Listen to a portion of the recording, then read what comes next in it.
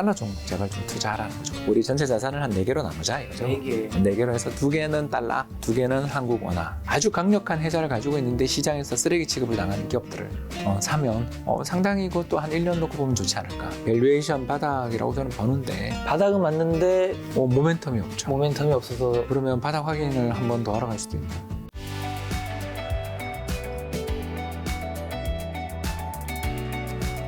투자자문사 요즘에 시작하신다고. 예. 그런데 박사님 원래 다른 일 있으셨잖아요. 예. 책도 내시고 강연도 하시고. 근데 그거 왜 하시는 게 돼? 여기 좋은 상품을 좀 편하게 투자할 수 있게 만들어주고 싶어가지고요. 그러니까 우리가 그 국민연금 이야기를 좀 하자면 네. 국민연금이나 또는 캐나다 국민연금 같은 세계적인 연기금들 지난 5년간 평균 수익률 보면 10% 나오거든요. 근데 그 5년 사이에 2018년도 있었고 2020년도 있었고 올해도 있잖아요. 네네.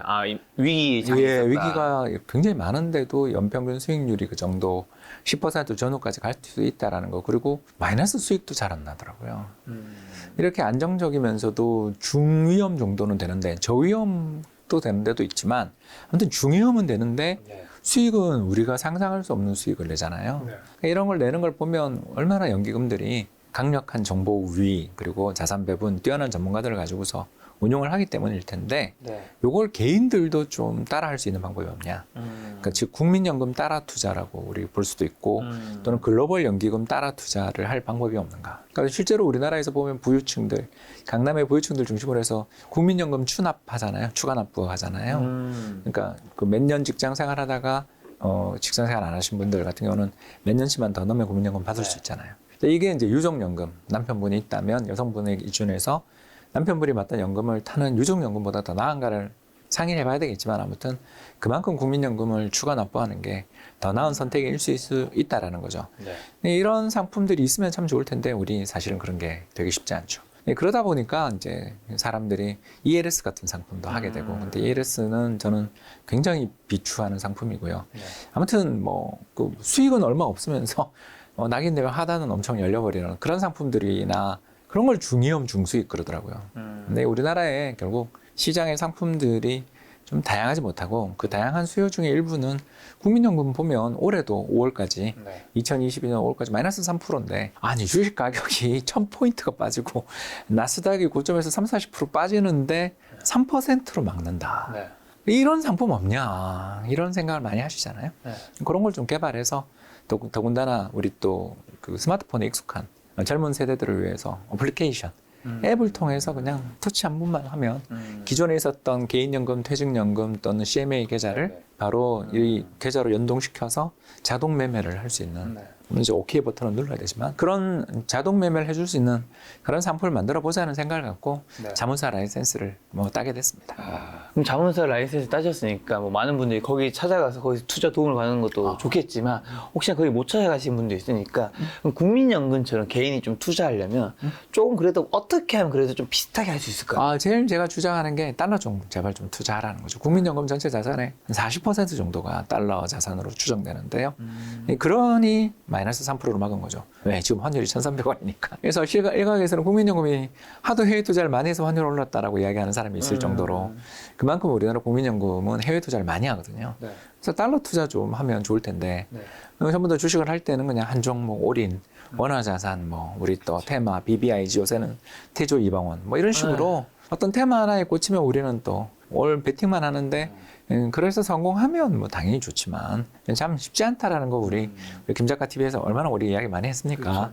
그래서 쉽지 않다라는 걸 인정하면 새로운 길들이 열리는데 그게 이제 국민연금 따라 투자의 가장 대표적인 방법을 하나만 이야기하자면 우리 전체 자산을 한 4개로 나누자 이거죠. 4개로 해서 2개는 달러, 2개는 한국 원화 이런 식으로 나누면 25%씩 되겠죠. 그죠? 25%는 하나는 한국 주식 채권 이해되시죠? 그리고 하나는 미국 주식 채권 그리고 미국 주식이라고 해서 무조건 나스닥 하는 게 아니라 저처럼 한 절반 정도 나스닥 한다면 12.5%는 나스닥 한다면 12.5%는 저처럼 리츠 한번 해보는 거 어떠냐. 이런 식으로 자산을 좀 분산을 시키면 이게 거의 국민연금 포트폴리오랑 비슷해요. 그럼 한국 주식은요? 한국 주식은 25%. 미국 인덱스, 주식은 저는 지금- 인덱스 사요. 아, 인덱스. 근데 정확하게 말하면 한 22% 정도만 인덱스를 사고요. 3%는 제가 맨날 이야기하는 거죠. 세 종목. 삼성전자, 현대차, 우선주, LG생건 갖고 있다고 제가 이야기했잖아요. LG생건 사서 몰렸습니다, 여러분. 너무 싸길래 들어갔더니 역시 제가 들어가고 나면 지하실이 나오더라고요. 제가 좀 빨리 사요. 이 이코노미스트의 특징이 뭐냐면요. 경제는 순환이라는 걸 너무 잘 알잖아요. 그래서 되게 안 좋아지면 좋아요. 야, 이거 지금 이 가격에 사면 몇 년 지나면 좋아지겠네 하고 사는데 좀 살 때 마음이 너무 신나서 보유한 달러 가치는 오르고 있잖아요. 달러에 대한 원화원들이 1350원, 40원 그러는데 제가 달러 가지고 있는 자산은 전부 다 빨간불이거든요. 연초 대비 수익이 다 플러스예요. 근데 여기 우리나라 한국 주식, 한국 채권은 마이너스니까 얼마나 좋은 기회예요. 그래서 그렇죠. 미국 나스닥도 좀 팔고 리츠도 좀 팔고 국채도 좀 팔아서 한국 주식이랑 채권을 사는데 너무 빨리 사니까. 언제 사냐면 2,700 막 깨질 때 그때 1월 달 이야기죠. 1월 달에 2,700 깨질 때 너무 좋아가지고 그때 너무 많이 샀어요. 그랬더니 6월에 2,270인가요? 그게 가는 거예요. 그래서 제 인생의 6월이 아무튼 제 인생의 가장 주식을 많이 사셨다고. 샀던 달이고 그때 그냥 인덱스만 살 걸 LG생건 사가지고 여러분 차트 보지 마세요. 슬퍼요. 아니 이제 가지고 계신 거니까 좀 아실 테니까 당연히 LG생건의 미래는 좀 어떻게? 좋지는 않은데 왜냐면 중국 시장에서 네. 다시 부흥한다는 게 이제 쉽지가 않잖아요. 쉽지 않아요. 근데 왜 사셨던 거예요? 왜 그러냐면 이 우리나라의 대표적인 소비재인데다가 브랜드 파워도 있고 특히 제 여동생들이 훌을 너무너무 좋아하는 거예요. 그래서 브랜드 가치가 사라지는 것도 아니고 중국 시장 어려워진다고 그러면 이 회사의 잠재력이나 가지고 있는 포트폴리오가 또 너무 좋으니까 충분히 한번 승부 걸어볼 수 있지 않냐. 그리고 또 이제 드디어 일본이 드디어 해외에서 입국하시는 분들이 백신을 3번 맞은 분들을 대상으로 해서 백신 검사 안 한대요. 그거 테스트. 코 찌르는 거 있잖아요. 그거 안 한대요. 그거 안 해도 된대요. 그러니까 이렇게 되면 우리나라 최대의 관광지가 일본이잖아요. 그런 식으로 이제 전 세계가 드디어 리오픈이 한다 말만 하다가 우리가 지금 지치고 있는 중이었는데 드디어 우리나라 항공업계 입장에서 가장 중요한 시장인 일본이 이제 비자 문제들만 서로 양국 정부가 일단 아베랑 전 정부가 갈등을 했던 이유는 알잖아요, 우리가. 특히 제가 소부장 이야기도 그때 한번 했잖아요. 알고 있지만 두 나라 다 되게 힘들잖아요. 힘들 때는 내수 경기가 특히 어려워지고 인플레 때문에 그죠? 이럴 때는 좀 비자 문제들이나 이런 것들도 서서히 좀 잘 풀릴 수도 있지 않냐라는 그런 희망을 갖고 샀는데 역시 아까 이야기했잖아요. 9월에 풀어준다는데 6월에 샀으니 너무 빨리 샀죠. 그래서 다행히 반등 과정에서 좀 이렇게 물타기도 하고 또 약간 팔기도 했습니다만 아직도 마이너스 계좌를 보면서 역시 나는 종목을 못한다. 그리고 제가 이야기하는 종목들은 믿지 마세요. 맨날 하는 이야기죠. 제가 종목 이야기하면 믿지 마시라. 왜냐 열심히 공부하지만 저보다 더 잘하는 사람이 세상에 너무 많다. 예를 들어서 최준철 대표 같은 사람, 그 VIP 자산운용의 최준철 대표 같은 사람이 고른 종목이랑 제가 고른 종목이랑 신뢰가 어딜 들어갑니까? 저는 맨날 경제 분석하고 있고 그거 하기에도 바빠 죽겠는데 각자 전문 영역이 좀 다르시니까요. 종목은 그분들 올려놓거나 탐방 갔다 온 이야기를 들으면서 그렇구나 하고 한 번 더 보고 읽어보는 정도에 불과한데 이 정도 노력으로는 종목에서 승부 보기 어렵지 않냐? 현대차는요? 근데 현대차가 아니에요. 현대차 우선주를 사시는 이유는 배당도 좋아해서 지금 주가 좀 조정 받고 그래서 이런 회사들은 저는 삼성전자도 그렇고 배당주로 저는 보고 있어요. 배당 성장주다. 이 회사들이 내년 실적은 올해보다 좋지 않을 거라고 저는 보거든요. 왜 그러냐면 단가 올려놨는데 경기 나빠지는데 과연 좋아지겠어요? 그리고 뭐 삼성전자 같은 경우는 반도체 가격도 떨어진다고 지금 다들 걱정하고 있고 뭐 현대차야 전기차 파는 거 잘한다 그러지만 지금 이번에 나온 미국의 그 인플레이션법 그죠 이런 거 보면 아무튼 그 전기차 중에서도 중국산 배터리 쓰고 있는 중국산 원자재를 쓰고 있는 전기차에 대해서는 보조금 안 준다며요. 근데 우리나라가 중국산 원자재 없이 과연 미국에서 차를 팔 수 있는가? 어떤 부분에서 의도치 않게 중국에게 의지하잖아요. 또 우리나라 또 칩4 이야기할 때도 중국에 우리가 공장도 시안이나 이런 데 엄청나게 큰 공장이 있거든요. 이 공장 투입한 돈이 뉴스 기사 보니까 한 30조 정도 투입한 것 같던데 물론 그동안에 이제 이익으로 많이 뽑아냈겠지만 그걸 만약 스크랩 해야 된다라면 얼마나 큰 손실을 볼지도 각오를 해야 되니까 두 주식 모두 다 저는 솔직히 한 1년을 놓고 보면 재미없을 거라고 봐요. 그러나 재미없으니까 주가가 싼 거 아니겠냐. 그리고 그 뒤에는 또 우리 부정적 뉴스들이 다 끝나고 나면 좋은 일도 있지 않겠냐. 그런 희망을 가지고 있는 주식들이죠. 그럼 1년 정도 지금 박사님 재미없을 거라고 이제 생각하신다 했잖아요. 네. 근데 이 돈이라는 게 기회비용이라는 게 참 중요한 거잖아요. 1년 정도 동안 내가 삼성전자, 뭐 현대차가 이제 지금 싸다고 해서 샀는데 1년 동안 안 오르고 뒤에 오르면 어쨌든 이 기회비용 다른 데 투자할 거를 좀 내가 잃을 수 있는 거잖아요. 근데 굳이 왜 사시는 거예요? 아니 저기 아주 날카로운 질문에 지금 막혔는데요. 여러분, 김 작가랑 하다가 이런 날이 왔습니다. 여러분, 제가 이제 말문이 막혔는데 일단 두 가지인 것 같아요. 그죠? 네. 첫 번째는 전체 자산에서 아주 소액에 불과하니까 보초병으로 보내서 이 주식 보면서 계좌 보고 있으면 요것조차 투자 포트폴리오의 하나다, 그냥. 예, 그러면서 우리나라에서 제일 좋은 특히 환율이 오를 때 좋은 주식들이잖아요. 이런 환율이 오르고 특히 면세점 주식이니까 LG생명은 또 환율이 오를 때 좋은 주식들인데 이 주식들이 환율 오르고 우리가 매출이라는 걸 잘해보면 한 1년 지나야 매출이 좋아져요. 당장 환율 오를 때는 오히려 별로 안 좋아요. 예, 그래서 한 1년 정도를 놓고 본다면 이 기업들에게서 뭔가 신호가 나오지 않을까. 이런 생각이 첫 번째고, 이제 두 번째는 제가 워낙 배당을 좋아해가지고 이런 회사들이 이제 배당주 정도 레벨까지 주가 빠졌잖아요. 삼성전자 5만 전자잖아요. 그죠? 이렇게 되면 배당 수익률 3-4% 이상 나올 것 같은데 이 정도 배당이 나오면 은행 예금이라는 기회비용에 비교해서 절대 나쁘지 않고 또 이런 회사들은 언제 오를지 몰라요. 사실은. 왜냐하면 경기 민감주, 순환주들이니까. 테마주죠. 일종의 경기 테마주죠. 그러니까 꼭 뭐 정치인 테마 이런 것만 우리는 생각하는데 사실 우리나라 주식은 상당 부분이 테마잖아요. 그런 면에서 추천할 만한 거. 제가 최근에 가장 좋아하는 주식은 사실 우리나라 주식은 아니고요. 코스트코랑 버크셔스웨이를 제일 좋아하고 있습니다. 지난 6월 저점 때 고점 대비, 그러니까 연초 고점 대비해서 둘 다 거의 40% 50% 빠졌거든요. 그러니까 하늘이 준 기회잖아요. 이럴 때 그래서 한국 주식은 사실 저는 아까도 이야기했지만 전체 자산의 25% 정도, 그리고 그것도 미만이죠. 왜냐하면 미국 주식이 계속 사실 환율 덕분에 계속 오르고 있기 때문에 그렇죠. 요새 비중 따져보면 한 23%, 22% 정도일 텐데 그 정도까지 한국 주식은 좀 지금 작은 비중이라면 미국 쪽 비중이 굉장히 높다 보니까 그 미국 쪽 투자가 중요한데 제가 원래 좋아하던 노르보노 디스크라든가 에어비앤비 같은 주식 말고 최근엔 코스트코라든가 버크셔스웨이라든가 스타벅스라든가 이런 기업들 전형적인 해자를 가지고 있는 아주 강력한 해자를 가지고 있는데 시장에서 쓰레기 취급을 당하는 기업들을 사면 상당히 이것도 한 1년 놓고 보면 좋지 않을까. 이것도 이 회사들은 배당을 굉장히 많이 주거나 배당을 안 주면 자사주 매입을 해주는 회사들이니까 충분히 기다려볼 만한 가치가 있지 않냐. 역시 기회비용 측면에서도 괜찮다 보고 사고 있습니다. 박사님 지금 환율 얘기하시는데 지금 원달러는 1343원이잖아요. 1300원 사실 좀 위로 30원까지 갔었다가 1300원 원래 초반까지 가서 이제 사람들이 환율이 좀 안정화될 거라 하셨는데 지금 다시 계속 오르고 있단 말이죠. 많은 분들이 이제 1400원 가는 거 아니냐. 네, 갈 수 있어요.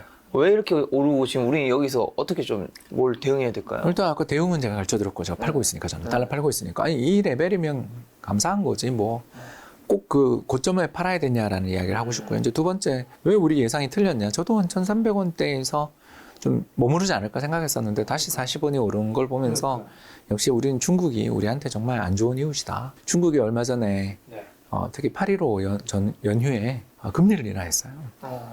그래서 2.75가 됐습니다. 정책금리가. 1년물 프라임 레이트인데요. 그러니까 우대금리. 이걸 2.75로 인하를 했는데 9월 FOMC에서 못 올려도 0.5% 올리면 3% 되잖아요. 미국 정책금리가. 그러면 미국이랑 중국이랑 금리 역전이 벌어집니다. 그렇죠. 근데 우리는 변동환율 제도니까 이게 가격이 신속하게 반영이 되는데 중국은 관리변동환율 제도라서 옛날 우리나라처럼 정부가 아침 환율을 고시해줘요.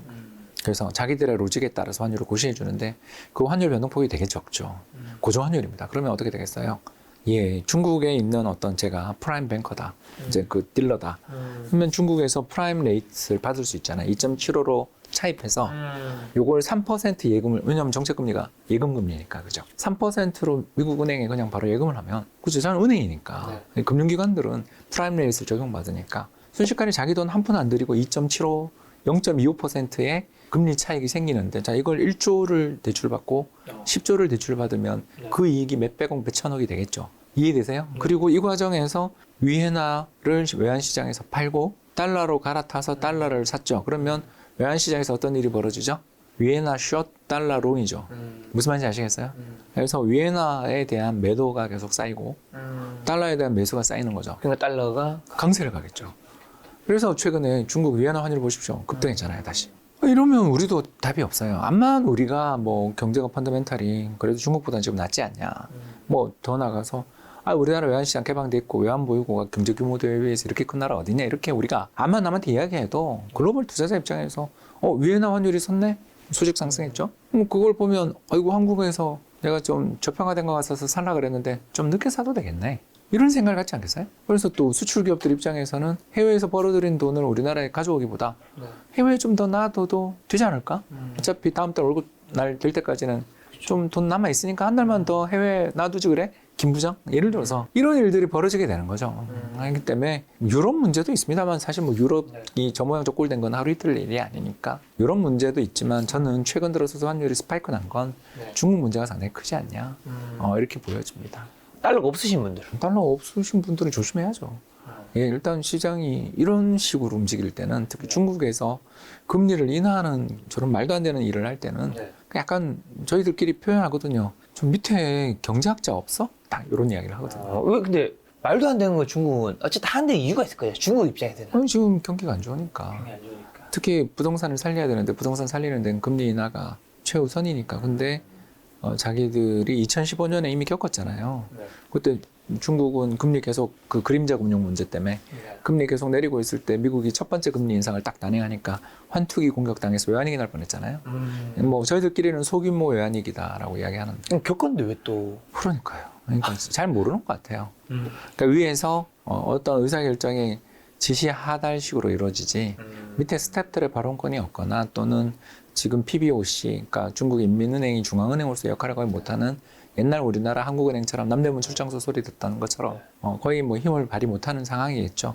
아무튼 간에 미국이 저렇게 금리를 인상할 때 유일하게 금리를 인하하는 나라가 통화가 강할 수는 없지 않냐라는 직관적인 생각만 가지셔도 좋고 그래서 중국이 그러면 물가 상승을 용인하려는 건가 위엔화를 좀 이렇게 환율을 상승시키는 게 목적이냐라는 생각들을 가질 수도 있잖아요. 그러면 중국의 물가가 오르는 게 중국에 좋은 거고 그리고 그 과정에서 중국 수출 기업 경쟁력도 개선되니까 저런 일을 한다라고 이야기를 하면 이제 앞으로 외환보유고가 가파르게 줄어들고 환율이 급변동하면서 적어도 주식시장은 버리는 건가? 뭐 이런 생각을 자꾸 하는 사람이 생기지 않겠어요?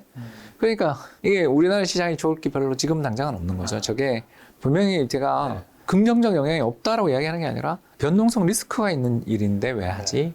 지금은 금리를 인상하고 안타깝지만 그 대신에 정부가 재정을 써야지. 뭐 후난성에서 벌어지고 있는 모기지 보이콧 같은 이런 일들에 정부 재정이 투입되지 않고서는 사실 해결될 일이 아니잖아요. 그러면 정부가 재정을 투입해야 될 일이지 저걸 금리 인하한다고 될 일인가? 좀 이상하잖아요, 대응이. 그래서 아마 10월에 중국의 지도부 교체 주기잖아요. 10월에 당대회가 있는데 공산당 대회에서 앞두고서 뭔가 아직 결정이 안 됐나? 연임 아니야? 뭐 저희들 입장에서는 왜 저러지?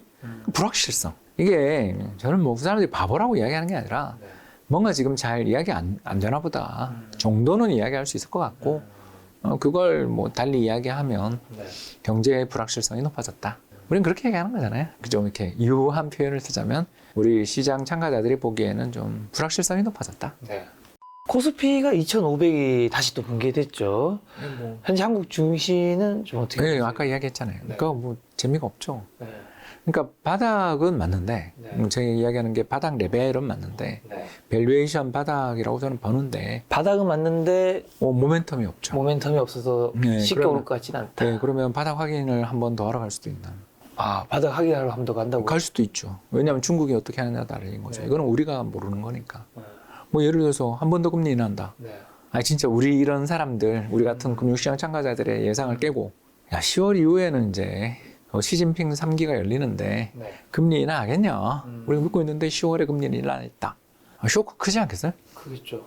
또 더 나가서 우크라이나랑 러시아도 지금 전쟁 6개월이 지났는데 이러다 정말 겨울 되면 지금 우리 다 걱정하고 요새 또 갑자기 러시아가 공세를 재개했다면서요. 라스푸니차가 얼마 안 남았는데 공세를 재개하더라고요. 그 땅이 꽝꽝 얼기 전에 또 경단되잖아요. 그게 이제 또 다가오고 있거든요.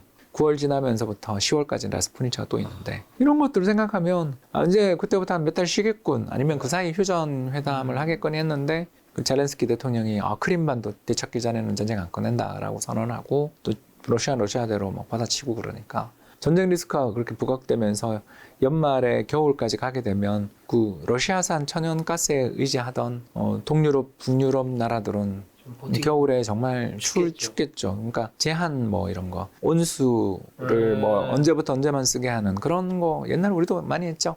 이제 그런 거 가스를 하루 종일 주는 게 아니라 좀 일시적으로만 한다든가 하는 식의, 그리고 뭐 적정 온도를 뭐 예를 들어 실내 온도를 27도가 아니라 한 22도 하자. 담요 하나 더 걸치자. 뭐 이제 이런 식으로 하게 될 가능성도 있잖아요. 그러면 경제 활동이 잘 안 될 거 아닙니까? 그런 리스크들이 없다고 말할 수는 없잖아요. 아니, 없을 것 같긴 한데, 에이, 아니, 저 지금 그렇게 가격 오르면 천연가스 생산량도 늘어나고 또 LNG 터미널 짓는 속도도 또 빨라지고, 아니, 누군가 빨리만 만들면 돈을 버니까 자본주의 사회는 누군가 돈 버는 걸 보는 순간 다들 덤비니까. 다 덤비죠. 네, 다 덤비기 때문에 그렇게 다 알고 있는 일이 벌어질 거라고 생각 안 하는데 정치가들이 바보니까 이 일을 하다 보면 정치가들이 죄송합니다만 좀 바보가 있잖아요, 거기. 그러니까 그런 바보들, 뭐 당장 대표적인 게 메르켈이 그런 바보인 줄 우리 지나고 알았잖아요. 세상에 천지가 바보 천지가 하나 있더라고요. 그런 사람들이 지금 또 어떤 짓을 하는지 우리가 사고를 칠지, 또 9월에 저 이탈리아 선거도 있는데 거기서 어떤 사고를 칠지 누가 합니까? 그렇죠. 이 전쟁이 이렇게 길게 가죠. 그 두 가지 리스크가 계속 우리를 자꾸 이제 괴롭히는 거죠. 설마 시장이 이러다가 터질까 싶은 좀 걱정이 나는 대표적인 두 가지 일들이 아직 해결이 안 되고 있는데 미 연준이 이렇게 너무 달러 강세로 가는 거에 대해서 좀 부담감을 느끼면서 금리 인상을 이제 속도를 조절해주는 그거 하나만 지금 믿고 있는 거잖아요. 그래서 만에 하나 미국 연준이 됐고요. 저희는 인플레, 우리나라 경제 인플레가 확실히 안정될 때까지 자이언트 스텝 계속 갈 거야. 이래버리면 뭐 다시 전저점 확인하러 갈 수도 있는 거잖아요. 그렇죠. 끝났다 아니다를 그렇게 단언할 수 있는가? 저는 용기가 없어요. 그런 용기는 없다. 다만 그냥 지난번 장중 한때 0.82배 PBR이 0.82배인가 83배까지 갔다 왔잖아요. 그 순자산 가치 대비해서 주가 레벨이. 그래서 사는 거다. 네, 저는 그 정도면 뭐 1년 물려도 충분히 괜찮다. 아까 삼성전자, 현대차, 뭐 LG생건 이야기하면서도 했던 이야기지만 얘가 1년 안에 좋아질 것이냐? 매출 쪽에서는 잘 안 보인다. 인정. 매출은 잘 안 보인다. 근데 그 뒤는 확실히 높아진 환율 효과는 볼 것 같다. 그렇다면 그 중에 그 자리에 바닥 한번 나오지 않겠냐? 근데 바닥에 살 수 있으면 좋은데 제가 그 능력은 없으니까 그냥 쌀 때 레벨이 싸다 싶을 때 사두는 것 뿐이다. 박사님은 지금은 현금 비중은 거의 없겠네요. 달러가 다 현금이지. 달러는 있고. 유동성이 얼마나 좋은데 달러는. 제가 갑이에요. 원화는 거의 없는 거죠. 거의 현찰은 없죠 이제. 또 이렇게 강의 다니고 책 쓰는데 들어오는 고려를 탈탈 털어서 계속 사고 있죠. 계속 사고 있네. 네, 요새 그래서 약간 궁핍 재정입니다. 네, 돈이 없어요. 돈이 생기는 족족 사고 있습니다. 금리 인상 얘기해 주셨는데 하반기 연준은 금리 인상 어떻게 보세요? 지금 이제 이번 주에 잭슨홀 미팅도 있죠. 예, 잭슨홀 미팅이 있는데 대략 한 100bp 인상 보고 있습니다. 그래서 이번 9월에 한 50bp 하고 12월에 50bp 하지 않을까. 빅 두 번. 네, 11월은 쉬고 11월에 중간선거 있으니까 그때는 좀 쉬고 그렇게 시나리오를 짜고 있습니다. 그러면 올해 연말에 3.5 정도를 보는데 물론 뭐 4% 갈 수도 있는데 일단 최근에 시장 참가자들의 전망은 상당히 많이 내려왔습니다. 요게 이제 시장 예상치와 다르게 높아지면 당연히 증시에 흔들림이 있었고 낮아지면 증시에 좀 좋을 수 있는 게 단순하게만 얘기하자면 이번 주말에 잭슨홀에서 뭔 이야기 하는지가 걱정이죠. 뭐. 근데 아무튼 잭슨홀에서 별일 없다라는 전제에서 보면 전저점 깨지겠냐. 그럼 사두는 거지 뭐 조정받으면 고맙지.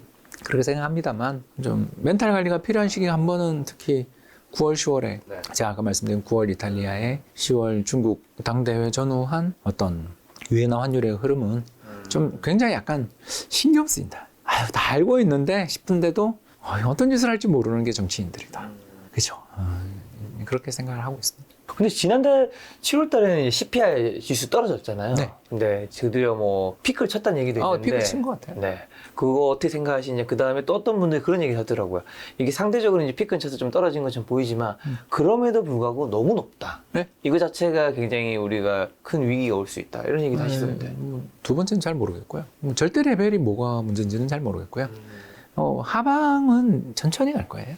왜 그러냐면 매월 0.6%, 1%씩 오른 게 너무 1년 동안 누적돼 있어서 이게 급하게 떨어질 수는 없다. 전년 동기 대비 증가율은 완만하고 거의 잘 안 떨어질 거예요. 그러면서 이제 천천히 전월 대비 상승률이 이제 제로가 되거나 잠깐 마이너스가 나는 정도가 나오기만 해도 굉장히 좋을 거다. 일단 근데 벌써 8월 들어서서 지금 보면 달러가 너무 강세라서 국제 원자재 가격이 지금 뭐 굉장히 힘들잖아요.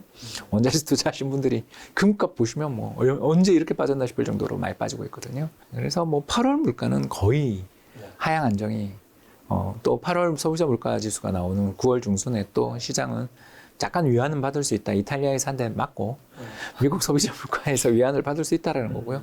절대 레벨 이야기하는 거는 제가 잘 모르겠어요. 왜냐하면 그 시장은요, 그 과거를 보지 않아요. 우리는 채권 시장은 특히 앞으로 2년간 평균 시장 금리가 얼마일까? 그러니까 기준 금리가 얼마일까?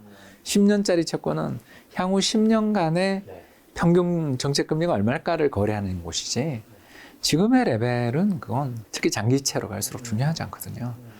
그런 걸 생각해 두시면 좋을 것 같습니다. 그래서 너무 숫자 레벨 자체에 보기보다는 그 숫자의 구성이 어떻게 변하는지 정말 계속 지금까지 인플레이션을 유발했던 세 가지, 식료품, 에너지, 중고차. 이 세 가지잖아요. 이 세 가지가. 왜냐하면 집값은 떨어지기 어려우니까. 인제 꺾였는데 뭐 집세가 떨어지겠어요? 그거는 계속 가는 거고. 그러면 이 세 가지가 되게 문제인데 이 세 가지가 적어도 지금 현재 8월에 나와 있는 맨하임 중고차 지수라든가 식료품 가격에 보여주는 파워에서 세계 식량 기구가 보여주는 세계 식량 가격 지수라든가 그리고 국제 원유 가격 같은 경우는 다 떨어지고 있는 중이니까 유럽 물가는 오르는 건 뭐 당연한데 천연가스 가격이 뭐 3배가 4배 차이 나더라고요.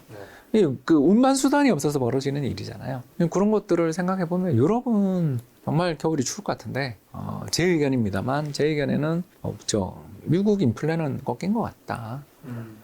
그렇게 보는 거죠. 그러면 이제 오늘 정리하는 질문으로 지금 같은 장에서는 어떤 주식 사고 어떤 주식 팔아야 하는지 박사님 같은 경우는 사실 2,700부터 많이 사기 시작하면서 2,270인 6월이었나요? 그때 굉장히 많이 사면서 이제 물타기를 많이 했죠. 했는데 지금 같은 상황에서는요? 좀 계속 수출주가 좋아 보입니다.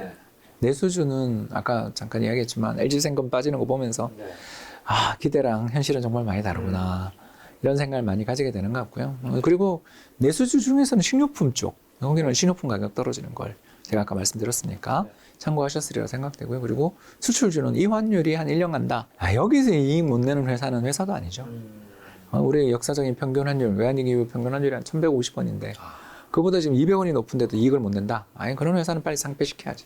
그런 회사들 투자하지 마세요. 그런 걸 왜 투자해요?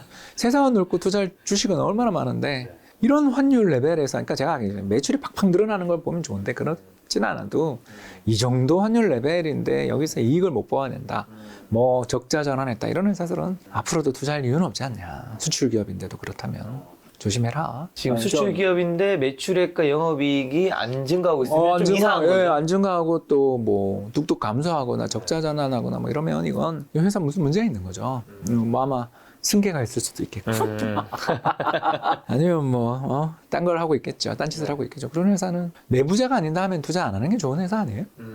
우리나라는 사실 근데 그런 회사가 너무 많아요. 뭐 수출주 외에서는 좀 팔아야 되는 건 어떤 쪽일까요?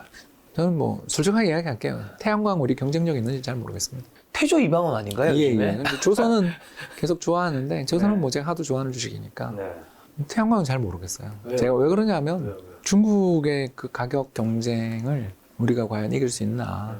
그러니까 무역 제재, 규제 이런 걸로 지금 특히 신장 위구르 특별법 이런 것 때문에 신장 위구르산 태양광 그 전지들 이런 것들에 이제 수출이 막히고 그런 건 있는데 저는 과연 우리가 경쟁력이 있는 산업인가에 대해서 그러니까 우리나라산 태양광 쪽 산업이 정말 글로벌 경쟁력이 있는가. 그러니까 중국이랑 붙어서 이길 수 있는가. 우리가 이걸 제가 보여주는 안타까운 사례를 하나 이야기하자면 LG 디스플레이를 생각하시면 되겠죠. LG 디스플레이가 2004년 상장됐는데 그때 시가총액 3위로 들었죠. 3위였어요? 네, 3위인가 4위로 들었어요. 근데 지금 시가총액 몇이죠? 30위 안에 넘는데. 네. 그리고 주가 지금 그 뒤로 22년 동안 18년 동안 어떻게 됐죠? 여기 나오죠. 그러니까 이게 왜 그러냐면 중국의 BOE한테 옛날 현대전자의 디스플레이 부문이죠. 그걸 중국에 파는 바람에 이 꼴이 난 거거든요. 그러면 태양광은 가능할까요? 잘 모르겠어요. 그러니까 제가 비관적이다 이렇게 얘기하는 게 아니라 잘 모르는 분야다. 이쪽이 정말 우리가 경쟁력이 있는지 제가 잘 모르겠다. 미국에서 계속 중국산 태양광 이런 산업에 대해서 규제를 가하고 중국 그 산업들을 박살낼 수 있으면 좋겠는데 그런지도 잘 모르겠고 유럽은 뭐 태양광 산업이 없는데 뭐 근데 많이 한다면, 투자를 한다면, 그럼 과연 중국산 제품들을 정말 수입 안 할 것인가? 잘 모르겠다. 저는 미국의 시장 진출은 가능해질지 모르겠지만 정말 그렇게 우리가 경쟁력이 있냐? 저기는 마진 포기하고 지금 디스플레이 보면 알잖아요, 그죠? 거의 그 LCD 이런 거는 우리 다 철수하잖아요, 지금. 중국한테 우리가 망했단 말이에요. 산업이 망한 거잖아요. LCD 산업 안 하잖아요. OLED로 이제 우리 가고 있잖아요. 왜 그러냐? 진 거잖아요. 그 가격 경쟁에서 우리가 진 거예요. 그런 사람 많아요. 섬유 신발을 다 줬잖아요. 없다고 생각하세요. 왜 그런 게. 중국이 잘하는 사람이 있어요. 뭐냐면 물량으로 승부 볼 수 있는 사람은 그렇죠. 중국이 잘해요. 기술이 좀 상대적으로 덜 필요한 사람들. 그게 가능한 거. 우리나라 태양광 뭐 산에 전부 다 설치하잖아요. 다 중국산이라며요. 우리나라도 국산 안 쓰는데 얼마나 경쟁력 있는지 제가 잘 모른다. 제가 지나다니면서 이번에도 지방 갔다 왔지만 이 태양광 발전하고 그쪽에서 농가에서 그걸 하고 계시더라고요. 그래서 보니까 중국산이더라고요. 근데 그거 우리나라에서도 중국산 태양광 설치를 대체하지 못하는데 경쟁력이 있느냐? 아니, 그러니까 테마가 된다는 걸 부인하려는 게 아니라 잘 모르겠다. 이 정도는 이야기할 수 있잖아요. 중국과 붙어서 이길 수 있는 산업은 어디 쪽에? 조선이죠. 조선은 LNG선 중국 침몰했잖아요. 나가다가 하자가 얼마나 많이 발전. LNG선부터 시작해서 VLCC는 이제는 점점 힘들어질 것 같고 대형 유조선은 힘들어질 것 같고 태양광이나 또 부유 설비 이제 부유식 LNG 터미널 같은 거 이런 것들은 고부가 가치면서도 우리가 잘하는 산업들. 반도체 우리가 뭐 잘하고 중국 지금 이제 낸드 하나 빼고는 중국 반도체 굴기 이야기 안 나오잖아요. 네, 반도체 낸드 플래시 쪽 빼고는 중국이 이제 뭐 이야기하는 데 없는 거. TSMC한테 고생을 하고 있어서 그렇지 그래도 우리가 또 그래 아무리 그래도 파운드리 세계 2등인 나라고 스마트폰 뭐 중국산 특히 이번에 샤오미 매출 박살나는 거 보면 알지만 저거 완전히 경기 타는 제품이잖아요. 그 중국 시장에서 오히려 우리가 한한령 덕분에 한국 기업들 체질 개선돼서 그런지 뭐 삼성전자 계속 1등이니까 부터 시작해서 뭐 2차 전지 마찬가지죠. 아무리 중국이 CATL 하려고 한한령 때 한국산 배터리들 중국에 못 쓰게 해서 우리가 타격 받았지만 그래도 저 LG 에너지 솔루션 정말 혐오하는 주식이지만 그래도 뭐 이번에 주주들 돈을 뺏어서 증자 받아서 그걸로 투자할 거 아니에요. 뭐 질지는 않을 것 같고요. 적어도 우리가 아주 잘할 것 같다라고는 잘 모르지만 지지는 않을 것 같고 자동차도 테슬라 다음은 현대차 아니에요? BYD 세계 어디서 팔리고 있나요? 그렇지 않습니까? 부터 시작해서 우리나라는 잘하는 사람 되게 많거든요. 반도체, 조선, 화장품도 또 빼먹었네요. 지금 화장품도 그렇지. 뭐부터 우리가 중국보다 못하는 게 적어요. 그리고 못하는 사람은 이미 죄송합니다만 시가총액에서 의미 없는 수준이 됐고 우리나라 되게 다이나믹하잖아요. 그래서 비건론에 빠져서 우리나라 안 돼라고 이야기하는 엽전론에 갖고 계시는 분들 뭐 중국이 세계 패권을 잡으려고 하시는 분들은 중국 시장 투자하면 되는 거고 우리랑 이야기할 필요 없는 거고 저는 중국 증시에 대해서 대단히 비관하는 사람이기 때문에 아니 언제 시진핑 주석이 저 기업은 나쁜 기업이야 그러면 끝나는 거 아니에요. 저 참새는 나쁜 새다. 모택동이 떠오르는데 그런 일 벌어질 수 있잖아요. 그래서 우리가 물량 뛰기로 승부하는 산업은 되게 힘든데 기술, 차별화, 브랜드 가치 이런 것들을 가지고 또 혁신적인 파괴적 혁신을 일으킬 수 있는 산업들은 우리가 굉장히 높은 혜자를 가지고 있지 않냐라는 그런 긍정적인 시각도 가질 필요가 있다고 봅니다. 박사님 가시기 전에 9월 증시 투자 포인트랑 눈여겨봐야 될 변수만 혹시 한 가지 좀 보여주신다면? 저 BBIG니 태조 이방원 같은 이름이 붙은 주식들은 조정에 약하더라. 저는 너무 그런 식으로 이름을 근사하게 붙었던 이름들은 그런 주식들을 대단히 안 좋아하고 저는 사랑했던 조선주도 이제 쓸쓸한 마음에서 놓고 있는 중입니다. 차라리 음식료 주식들도 너무 따분해 보이지만 이번에 신라면 가격 인상한다는데 한번 보면 어떨까? 그리고 수출주는 뭐 계속 좀 보자. 수출 경쟁력 있는 기업들은 계속 보자는 말씀 드리고 싶습니다. 알겠습니다. 다음 달에도 박사님 또 모시도록 하겠습니다. 오늘 만날 손님은 홍시호 박사님이었습니다. 지금까지 여러분 소중한 시간 함께 해주셔서 정말 감사합니다. 오늘도 김 작가였습니다. 고생 많으셨습니다.